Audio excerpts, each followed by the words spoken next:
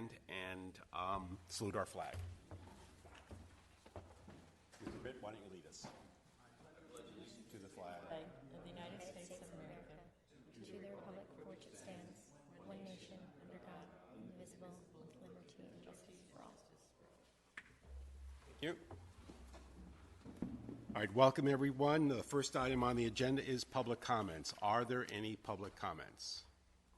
Seeing none, we'll move to item 2, which is approval of the minutes. Do I have a motion with regard to the minutes? Motion to approve the minutes. Second. We have a motion by Ms. Flores, seconded by Mr. Britt. All in favor? Aye. All opposed? None. Motion passes. All right, the next item is number 3, review and accept the independent certification. Do we have a report? Thank you, Mr. Cass. A brief report. In accordance with the rules and regulations promulgated by the Institute of Internal Auditors and the recommendation from our external peer review, we're just reaffirming the independence of our audit team and that the work they do is independent. And as they go out to plan, conduct, and report or otherwise participate in audits, they're reaching independent conclusions. And if anything were to change in their ability to independently operate, we would come back to the committee and inform you of that. That's the report. Are there any questions or comments by members of the committee? Any comments by members of the public? Hearing none, this is just the receipt and acceptance of report. Is this an action item or not? To accept the report? All right. May I have a motion? So moved. Motion by Mr. Britt. Second. Second by Ms. Flores. All in favor? Aye. Aye. All opposed?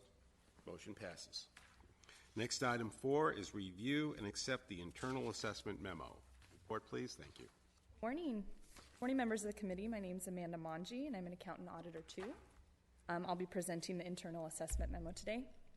So per Institute of Internal Auditors standards, we are required to develop and maintain a quality assurance and improvement program, which consists of internal assessments where we review prior engagements, in addition to prepare for the peer review that's conducted every 5 years. Our last peer review was in 2016. Now, the internal assessment consists of reviewing work paper referencing and accuracy. Each engagement can have hundreds of work papers and hundreds, if not thousands, of references within that. Therefore, in an attempt to minimize errors, we always have 2 reviews of each work paper. Although a work paper referencing has improved overall, we identified some minor referencing errors in a few work papers. We discovered that one work paper that was saved as a PDF did contain a calculation that was done outside of the work paper that was miskeyed. However, this inaccuracy was not material to the whole work paper or engagement as a whole and did not affect the overall conclusion of the work paper. To ensure the same issues are not repeated, we have created a work paper review checklist that outlines the essential elements of the work paper. This is to serve as a guideline for preparers and reviewers to make sure that all components are satisfied before the work paper is signed off on. And this concludes the presentation of the internal assessment memo. Thank you. Any questions of the committee? No questions. Questions of the public? All right, hearing none, do I have a motion? I move to accept the internal assessment memo. Second? Second. Motion second. All in favor? Aye. All Aye. opposed? None. Motion passes. Thank you very much. The next item is a review and accept of the Auditor Controller Department Head Change Independent Accountants Report on applying agreed upon procedures. Report, please.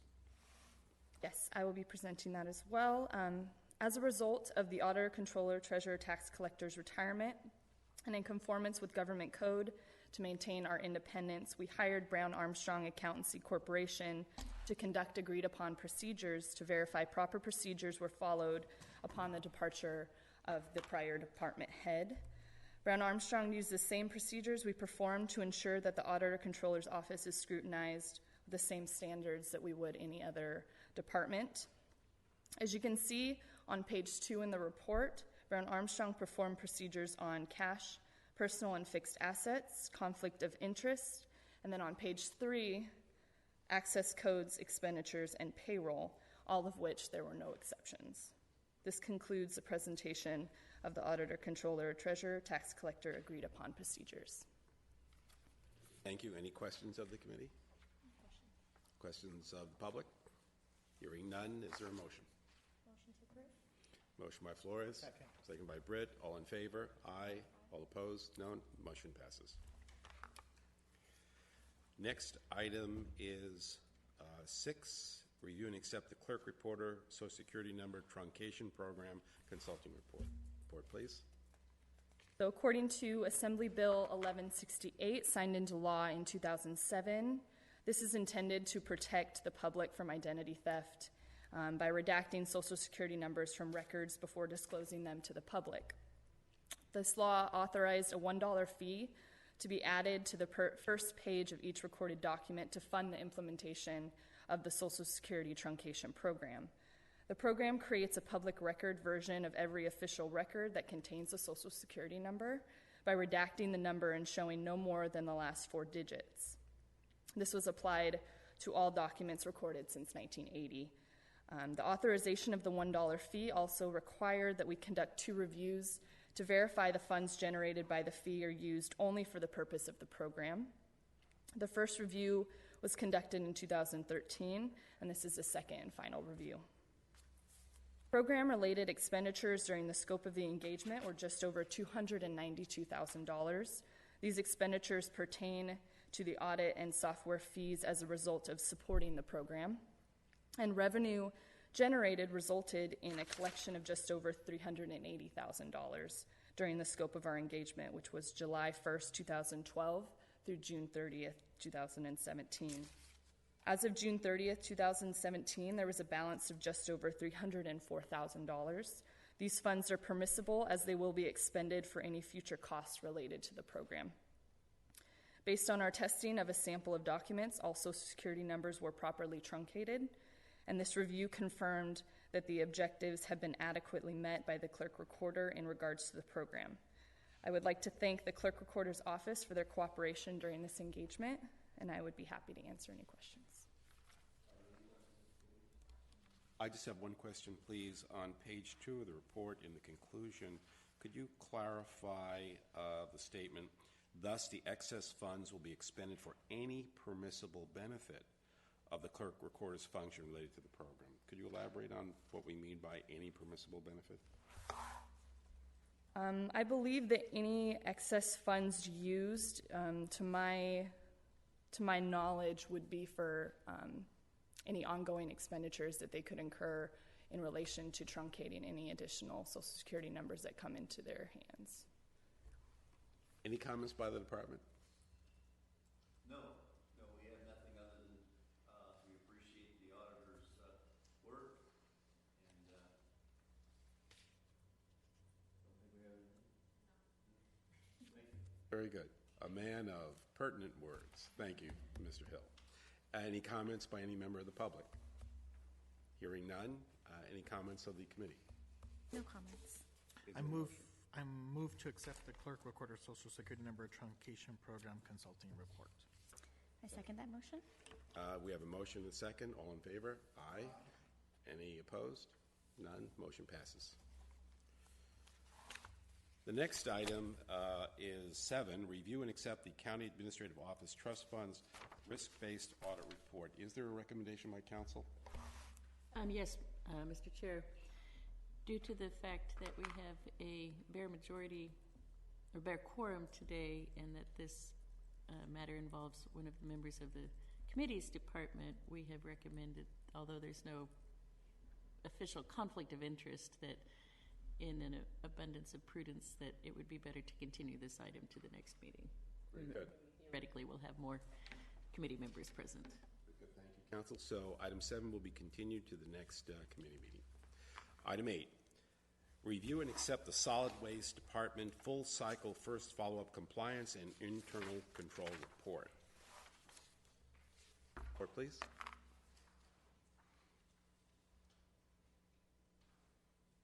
Good morning, members of the Audit Committee. So I'll be presenting the first follow-up audit of the Solid Waste Department full cycle audit. The initial audit Please state your report- name for the record. My your name? Oh, I'm sorry, Kelsey Gubbins, Principal Accountant Auditor. Sorry about that. The initial audit report was dated June of 2015. The objective of our audit was to determine whether the department implemented the 16 recommendations from our initial audit report. Based on our testing of the 16 recommendations, we found that 12 were implemented and 4 were not implemented. I'll briefly go over each of the findings and indicate whether they have been implemented or not. Starting with finding A, cash manual. Our initial audit report noted that the department is not fully in compliance with the County of Tulare cash manual. Therefore, we recommended that the department enforce strict adherence to the manual. Based on our follow-up testing, we found that the department has implemented surprise cash counts. Each cashier now has their own change fund. There is adequate segregation of duties. The department installed safes in the scale houses at the landfill sites where cashiers leave their cash funds at the end of the day. And they also implemented the use of cones at the scale houses to prevent vehicles from not stopping on the scale and paying their fee before leaving. There were 2 recommendations that were not implemented, which include installing security cameras in the scale houses and also segregation of duties in the transfer stations. However, we determined that these 2 recommendations are not feasible for the department, and therefore we consider this finding to be closed. Finding B, cash fund policy. Our initial audit report noted the department is not fully in compliance with the department's cash fund policies and procedures. We recommended that the department update its policies and ensure its reasonableness and clarity, and also ensure strict adherence to its policies. Based on our follow-up testing, we found that the department has implemented our recommendation. Finding C is the Capital Assets Procedures Manual. Our initial audit report noted the department is not fully in compliance with the Capital Assets Manual. Therefore, we recommended that the department review the manual and review their inventory of assets to confirm that all assets have tag numbers and that all vehicles have the required Property of Tulare County for official use only sticker. Based on our follow-up testing, 4 of 24 capital assets tested did not have the required county tag numbers, and 3 of those were actually identified in our initial audit and have not been corrected since. And then 2 vehicles did not have the required sticker. Therefore, we determined our recommendation had not been implemented. Per the management response, the department concurs with our recommendation and will review their assets to ensure the inventory is in compliance. Finding D, supporting documentation. Based on our initial audit report, not all journal vouchers submitted were substantiated with adequate supporting documentation. Therefore, we recommended that all journal vouchers are properly supported. Based on our follow-up testing, this recommendation has been implemented. Finding E, human resources and payroll function. Our initial audit report noted that HR and payroll functions within the department were not adequately segregated. We recommended the department ensure that HR and payroll functions are segregated and that there's adequate supervision overseeing these 2 functions. Our follow-up testing noted that this recommendation has been implemented as well. Finding F, payroll. Our initial audit report noted the account clerk responsible for keying in information was the same individual authorized to pick up manual warrants in the county's payroll division. Therefore, we recommended that the department designate a separate employee to pick up the manual warrants. This recommendation has also been implemented. Finding G, payroll backup. Our initial audit report noted the account clerk in charge of payroll did not have a backup person in the event of her absence. We recommended the department train another employee who is independent of the department's HR responsibilities to serve as the backup. Based on our follow-up testing, we found that this recommendation has been implemented. Finding H, payroll register. Our initial audit report noted that 2 of 20 timesheets had inconsistent hours with what was actually paid to the employee. Therefore, we determined the payroll register prepared by the account clerk was not reviewed for accuracy. we recommended that the department have someone independent of the payroll function review the payroll register. Based on our follow-up testing, 1 of 24 timesheets tested had a discrepancy between the hours from the timesheet and the hours paid to the employee. 8 hours of vacation was incorrectly recorded as 8 hours of sick. And although this doesn't have an effect on the amount that was actually paid to the employee, it resulted in an incorrect deduction from sick and vacation balances. Therefore, we determined that this recommendation has not been implemented. Finding I is timesheets. Our audit report noted that timesheets were not reviewed properly for accuracy. 2 of 10 timesheets tested were missing time in entries, which is required for covered employees, and also 2 did not account for lunch breaks. Misleading timesheets can lead to potential liability for the county, and therefore we recommended that supervisors review all timesheets for accuracy and remind employees of the importance of filling out their timesheets correctly. Based on our follow-up testing, this recommendation has been implemented. Finding J, leave request forms. Our initial audit report noted that the department was not following its internal procedure of ensuring that time off and unplanned absences are always documented on leave request forms. Therefore, we recommended the department follow its internal procedure and ensure that leave request forms are reviewed for completeness and accuracy. Based on our follow-up testing, this recommendation has been implemented as well. Finding K, payroll register. Based on our initial audit report, we identified 1 employee who was not paid the correct overtime hours, resulting in an overpayment. We recommended that the department designate someone independent of the payroll function to review the payroll register for accuracy. And based on our follow-up testing, and as also mentioned earlier in finding E, of the 24 timesheets tested, 1 employee took 8 hours of vacation that was incorrectly recorded as 8 hours of sick leave.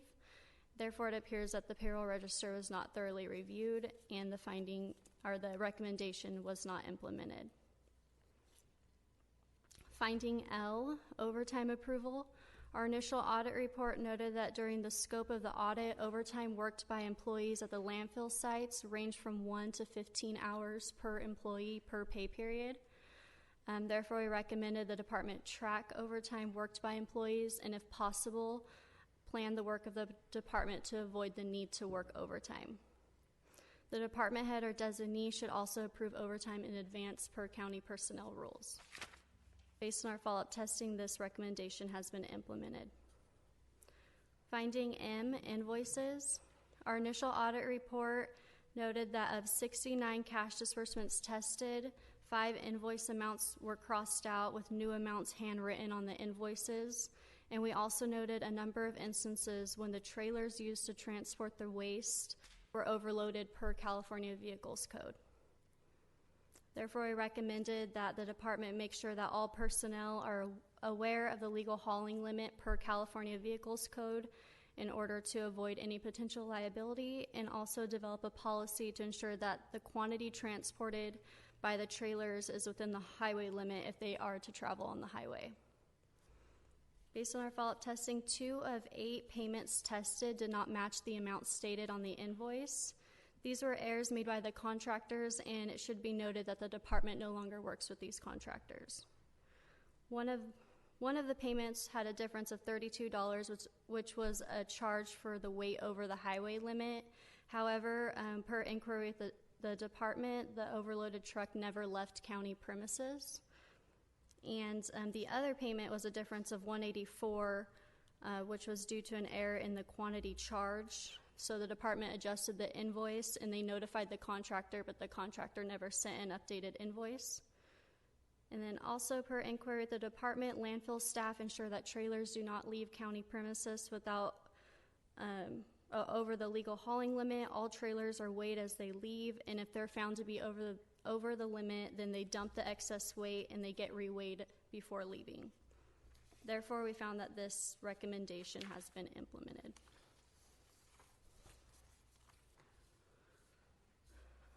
Finding in late payments, our initial audit report noted that 19 of 69 cash disbursements tested, or 28% of the sample, were not paid timely. We recommended that the department ensure that all payments are paid in a timely manner. Based on our follow-up testing, 16 of 40 cash disbursements tested, or 40% of the sample, were not paid timely. These payments are shown on the table on page 9, in which include the vendor's name, invoice date, payment date, number of days between the invoice date and the payment date, which you'll see is sorted from the largest number of days to the smallest, and also the amount of the payment. As you can see at the top of the table, 2 of 16 were exceptionally late. One paid 161 days after the invoice date, and another paid 118 days after the invoice date. Therefore, we determined our recommendation was not implemented. Per management's response, the department indicated our recommendation was not feasible due to a vacant accounts payable position and changes in the payment process, specifically creating delivery orders as required by the procurement policies for invoices from contract vendors. However, we found that only 3 of the 16 had a delivery order, 2 for Don Rose Oil Company, 1 which was paid 34 days after the invoice date and the other 37 days, and then 1 for AAA Quality Services, which was paid 39 days after the invoice date. Although we realize it's not always feasible to make all payments timely, having a 40% late payment is above our tolerable threshold. Also, we want to bring to your attention that we recently created a late payment report that departments can run in order to monitor their payments more effectively. And basically, the report tracks which employees entered the payment, so then management can determine if there's perhaps a potential performance issue. And the existence of this late payment report was shared last week at our annual accounting training, in which about 60 county employees attended, with at least 1 from each of the departments. So the departments are aware that they have this tool in order to hopefully help mitigate future late payments. Finding O, invoice supporting documentation. Our initial audit report noted that 1 of 69 cash disbursements tested was for a $1.19 late fee for a past due invoice, in which the department could not match up with which invoice it applied to. They believed it may have been the responsibility of another department. However, the invoice was paid in full, and it could not be determined if the charge was the responsibility of the department or not. It should be noted that if departments receive something that they believe isn't their responsibility, they should get it in the right hands in order to avoid any late fees. Therefore, we recommended that the department ensure that invoices and supporting documentations are reviewed for accuracy and validity. Based on our follow-up testing, we found that this recommendation was implemented. Last, we have finding P, credit card. Our initial audit report identified that a credit card payment was overpaid by $91.89. We recommended that the department ensure that all invoices and supporting documentation are adequately reviewed for accuracy in order to minimize the chance of errors. Based on our follow-up testing, this has been implemented. A second follow-up will be conducted no sooner than 6 months from now to review the status of the 4 recommendations that have not been implemented, which includes making sure that the department is in adherence to the capital assets manual, including making sure assets have the required tag numbers and stickers, that they review the payroll register for accuracy in order to ensure that employees are paid accurately, and that payments are made timely to avoid late fees. So that concludes the results of our first follow-up audit of the Solid Waste Department. We'd like to thank the Solid Waste Department for their cooperation during the engagement, and I'd be happy to answer any questions that you may have. That was a very thorough report. Yes. Are there any questions by members of the committee? I don't have any questions for the auditor. I do have some questions for the department if they're here. Do you have any questions? Thank you. Do you have any questions of the auditor? No, she answered them, which was when the follow-up was going to be. Very good. All right, thank you. Member of the department? Morning, my name is Guillermo Hermoso. I'm the Administrative Services Officer for the Solid Waste Department. How are you guys today? So my question is really for the late payments and the non-feasibility due to the account clerk position. Do you have somebody right now that's currently monitoring or tracking in accordance with the recommendations of the auditor's office? So we are just in the process of hiring the account clerk. Right now, the ASO is paying all the bills right now. So there was a little bit of a delay. As opposed to the Bear investments, that required a board agreement. So this was actually for a well reimbursement, and we needed to have the board approve us reimbursing the farmer for that, letting us drill on their land. So that obviously was beyond the scope of the 30-day payment.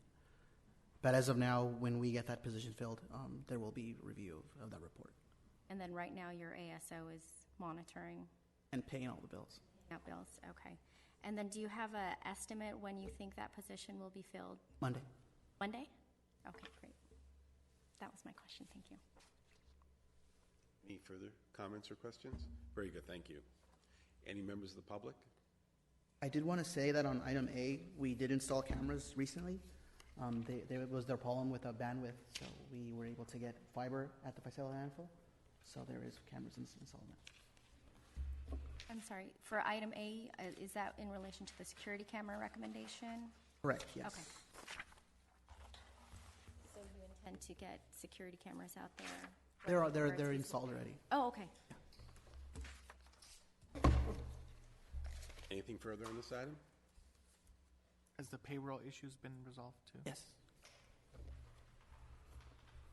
A lot of it had to do with just the turnover of staff.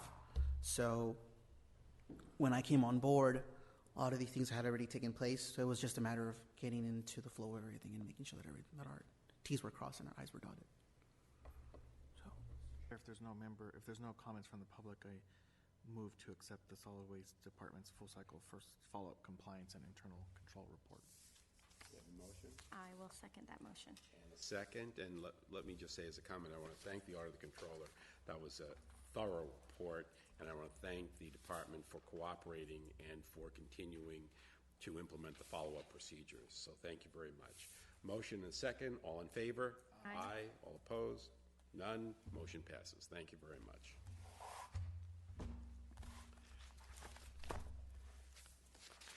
The next item, 9, is committee member and staff member comments, observations. I have none. All right, very good. Item 10, adjournment to July 12, 2018. Anybody like to make the motion to adjourn? Motion to adjourn, and second, all in favor? Aye. Aye. See you in July.